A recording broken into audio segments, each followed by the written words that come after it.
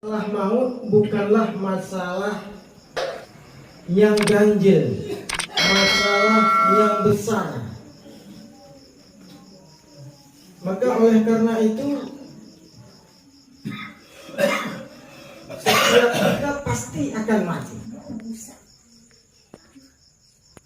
Maka karena setiap kita pasti akan mati, maka perihal maut ini bukanlah masalah yang besar.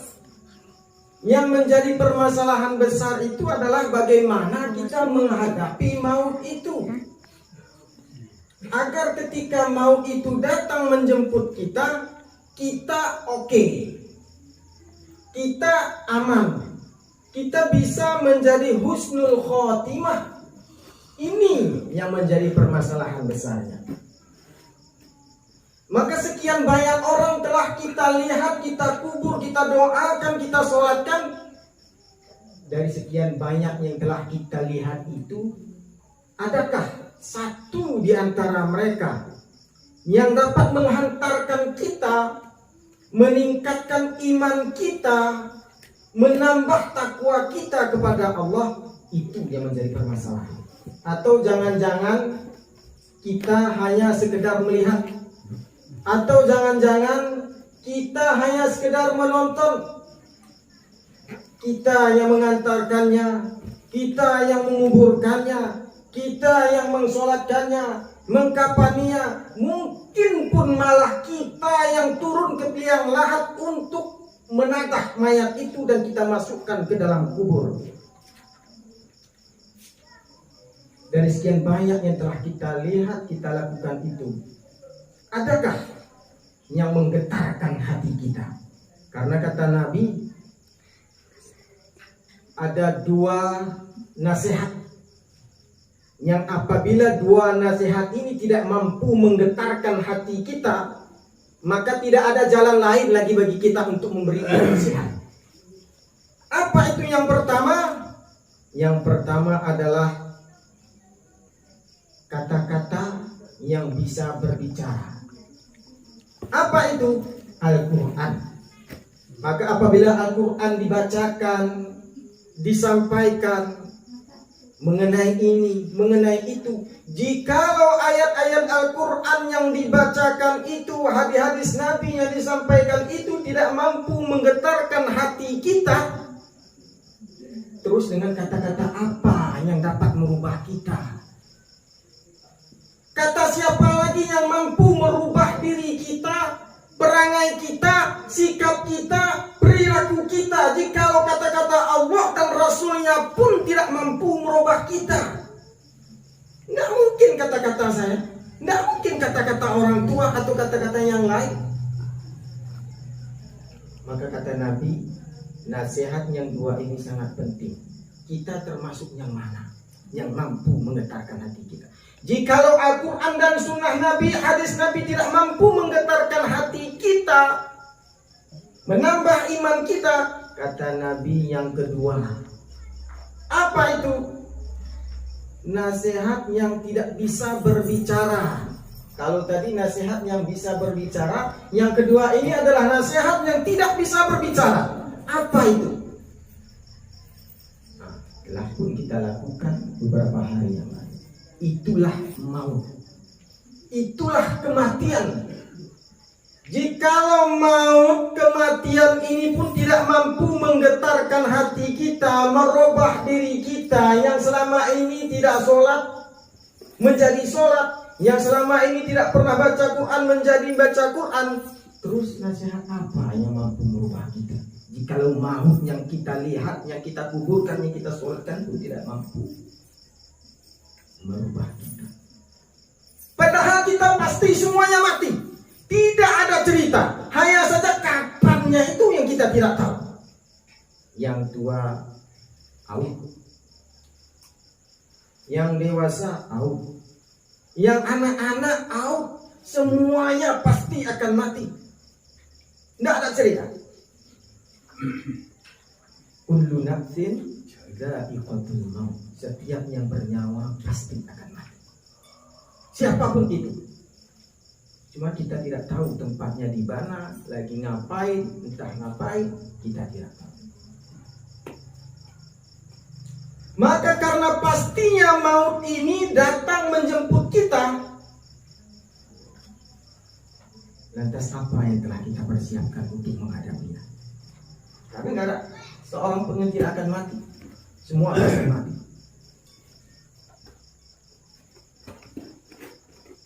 Kita mau sembunyi nggak bisa sembunyi. Kata Allah, "Ainama takunu yudrikumul mauta walau kuntum fi buruzin musayyadah." Dimanapun kamu berada, maut pasti mendatangimu, maut pasti menjemputmu. Walau kuntum fi buruzin musayyadah, walaupun kamu bersembunyi, berlindung di dalam tembok yang tinggi lagi kokoh, nggak ada. Maka oleh karena itu, dengan adanya yang meninggal di antara kita, saudara kita, hendaknya ini mampu menyadarkan kita. Walaupun tidak mampu menyadarkan kita 100%, paling tidak 75%.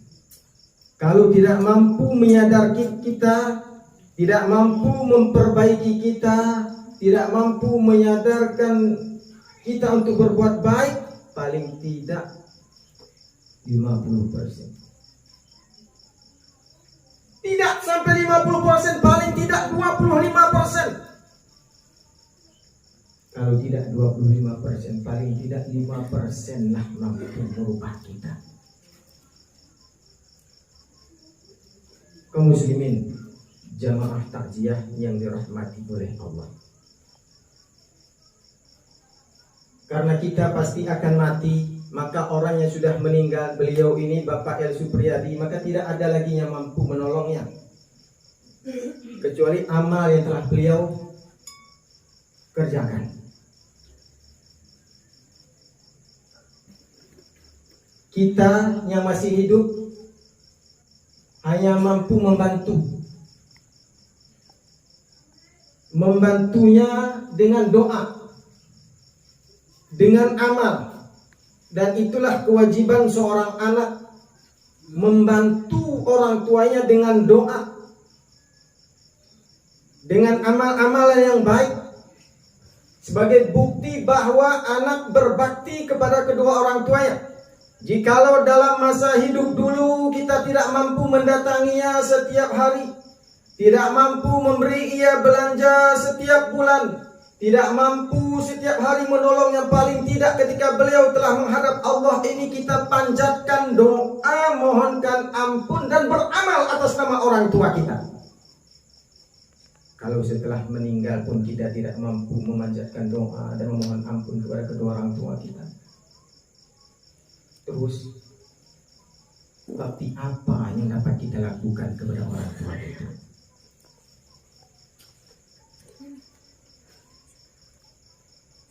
Apa yang dapat kita lakukan kepada orang tua kita jikalau doa saja tidak mampu kita panjatkan? Inilah gunanya anak yang soleh, kata Nabi itu. Maka siapapun dari antara kita, orang yang cerdik itu adalah orang yang menyiapkan dirinya untuk hari esok.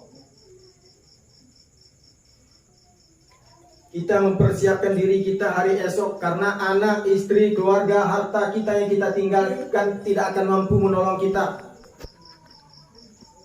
Tatkala kita hidup inilah kita bisa mempersiapkan itu. Ketika telah meninggal kita tidak bisa menjamin anak, istri, keluarga dan sebagainya itu mampu menolong kita. Pada hari ini, pada minggu ini, pada bulan ini, pada tahun ini, oke, mereka masih ingat dan memanjatkan doa kepada kita. 5 tahun, 10 tahun, 15 tahun, belum tentu mereka ingat lagi, karena terlalu sibuk dengan urusan dunia, urusan belanja anak istri, untuk urusan pekerjaan, urusan ini, urusan itu. Lantas amal apa yang mampu menolong kita setiap saat tanpa mengharapkan orang lain? Kata Nabi, amal yang mampu menyertai kita, menolong kita setiap saat tanpa bantuan orang lain, ada 3 amal. Dan itu harus disiapkan ketika kita masih hidup. Ketika kita telah meninggal, tidak bisa lagi. Apa yang 3 ini? Kata Nabi, ilmu yang bermanfaat.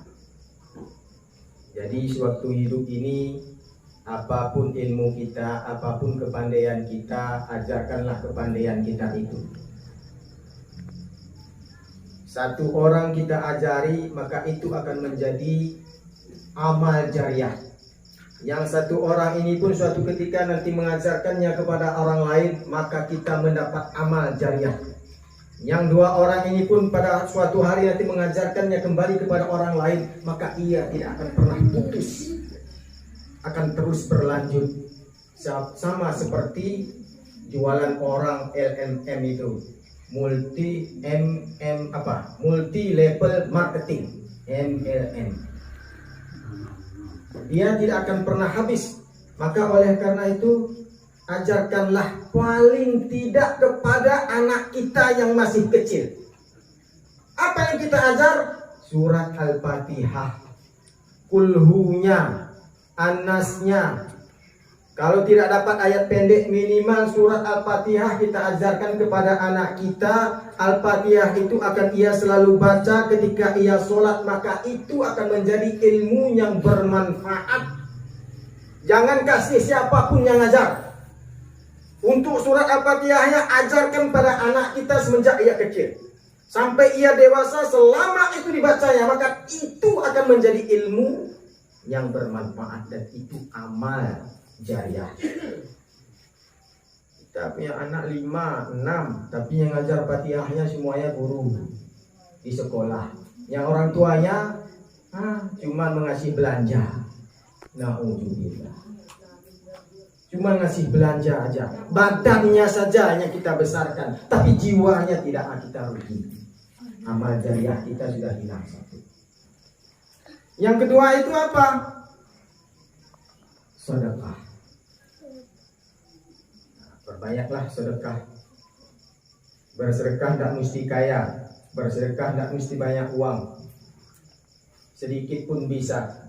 Malahan orang kaya bersedekah, orang tidak kaya bersedekah. Kalau sama-sama nilainya, maka itu jauh lebih hebat orang yang tidak kaya tapi bernilai sama dengan orang kaya bersedekah. Maka perbanyaklah sedekah. Kata Al-Quran, andaikan ia bisa kembali hidup ke dunia ini, kata Quran, maka seseorang tersebut ia akan meminta untuk hidup kembali walau hanya 1 menit. Tujuannya hanya satu, yaitu bersedekah. Begitu hebatnya sedekah ini. Al-Quran mengatakan itu, andaikan boleh hidup sekejap lagi saja, ya Tuhan, kembalikan aku ke dunia sebentar saja, niscaya aku akan bersedekah. Itu hebatnya sedekah ini. Maka kita jangan lupa bersedekah. Sedekah jariah yang mampu dimanfaatkan, digunakan dan dimanfaatkan oleh orang banyak, apalagi kaum muslimin jamaah takziah yang dirahmati Allah. Maka perbanyaklah sedekah yang kedua. Dan yang ketiga itu adalah anak yang soleh tadi. Saya tidak tahu berapa anak beliau bapak ini dan siapa saja anak beliau. Yang jelas anak yang soleh itu adalah bahagian daripada amal yang tidak akan pernah putus bagi mayit yang telah mendahului kita. Maka kepada kita yang masih hidup, siapapun itu, kalau ia punya anak, paling tidak di rumah itu adalah 1 anak kita yang menjadi anak yang soleh. Kalau ada anak kita 3, paling tidak 1 lah anak kita menjadi anak yang soleh. Karena 1 anak yang soleh ini, dialah nantinya akan mendoakan kita ketika kita meninggal. Dialah nanti akan mensolatkan kita. Dialah nantinya akan mengkafani kita. Dialah nantinya akan menerima kita, mengajari kita ke dalam kubur. Apa gunanya anak kita seorang pejabat, jabatannya tinggi, uangnya banyak, rumahnya besar, tapi justru untuk hal mengangkat jenazah, mendoakannya, mensolatkannya, mengajarinya saja ia tidak mampu. Maka sungguh naik, maka sungguh rugi, maka sungguh kecewa orang tua yang memiliki anak tidak mampu mendoakannya tatkala untuk terakhir kalinya saja. Kaum muslimin jamaah takziah yang dirahmati oleh Allah, inilah mungkin yang dapat saya sampaikan pada kesempatan kali ini. Dengan satu kesimpulan, setiap kita pasti akan mati. Maka sebelum mati, mari kita persiapkan amal ibadah kita. Amal ibadah yang terus mengiringi kita, yang tidak akan pernah putus adalah ada 3 kali. Maka persiapkanlah 3 ini agar nanti ketika kita menghadap Allah, pahalanya terus mengalir, faedahnya terus kita rasakan. Apa itu? Yang pertama adalah sedekah jariah, yang kedua adalah ilmu yang bermanfaat, dan yang ketiga adalah anak yang soleh. Mudah-mudahan ada manfaatnya. Billahi taufiq wal hidayah. Wassalamualaikum warahmatullahi wabarakatuh.